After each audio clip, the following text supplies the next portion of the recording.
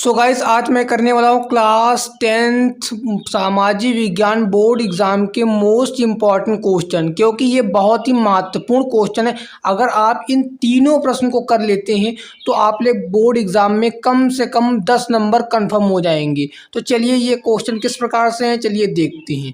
तो पहला प्रश्न हमारे स्क्रीन पर है, 3 राज्यों के नाम बताइए जहाँ काली मृदा पाई जाती है, इन पर मुख्य रूप से कौन सी फसल उगाई जाती है। तो इसका उत्तर हो जाएगा 3 राज्य जहाँ पर काली मृदा पाई जाती है, महाराष्ट्र, सौराष्ट्र, मध्य प्रदेश। ये 3 राज्य हो गए। और काली मृदा बहुत महीन कण अर्थात मृत्तिका से बनी होती है। इन पर मुख्य रूप से कपास की फसल उगाई जाती है। तो पहला प्रश्न हो गया है। दूसरा प्रश्न की ओर बढ़ते हैं। दूसरा प्रश्न किस प्रकार से है चलिए देखते हैं। तो दूसरा प्रश्न आपकी स्क्रीन पर, इसका उत्तर प्रश्न हुआ है, पूर्वी तट के नदी डेल्टाओं पर किस प्रकार की मृदा पाई जाती है तथा इस मृदा की मुख्य प्रकार से 3 विशेषताएं बताइए। तो इसका उत्तर हो जाएगा पूर्वी तट के नदी डेल्टाओं पर जलोढ़ मृदा पाई जाती है। इनकी 3 मुख्य विशेषताएं निम्नवत हैं। तो पहली विशेषता हो गई जलोढ़ मृदाएं बहुत उपजाऊ होती हैं। दूसरा हो गया जलोढ़ मृदाएं पोटास, फास्फोरस और चूना युक्त होती हैं। तीसरी विशेषता है अधिक उपजाऊपन के कारण जलोढ़ मृदा वाले क्षेत्र में गहन कृषि की जाती है।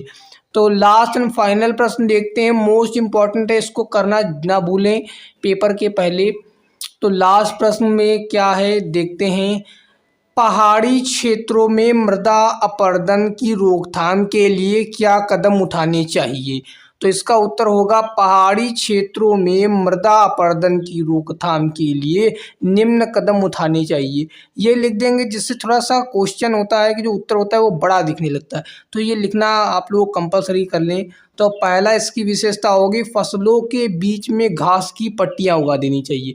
जैसे कि आप लोगों का ऐसे खेत होता है तो उस खेत में पट्टियादार घास उगा देते हैं जिससे मृदा अपरदन को रोका जा सकता है। दूसरी क्या कदम उठाने चाहिए, बड़े बड़े खेतों को पट्टियों में बांट देना चाहिए। यानी कि बड़े बड़े खेत हैं उनको छोटे छोटे खेतों में, मतलब कि अगर 10 बीघे का खेत है तो उसको 2-2 बीघे में इस प्रकार से बांट देना चाहिए। तो तीसरा क्या कारण होगा, कैसे कदम उठाने चाहिए, पहाड़ी क्षेत्रों में मृदा अपरदन रोकने के लिए अधिक से अधिक वृक्ष लगाने चाहिए। तो ये थे आप लोगों के 3 मोस्ट इंपॉर्टेंट क्वेश्चन। तो वीडियो अगर पसंद आया हो तो इस वीडियो को लाइक और चैनल को सब्सक्राइब जरूर से कर लेना। तो मिलते हैं अगली नेक्स्ट वीडियो में, तब तक के लिए thanks for watching this video.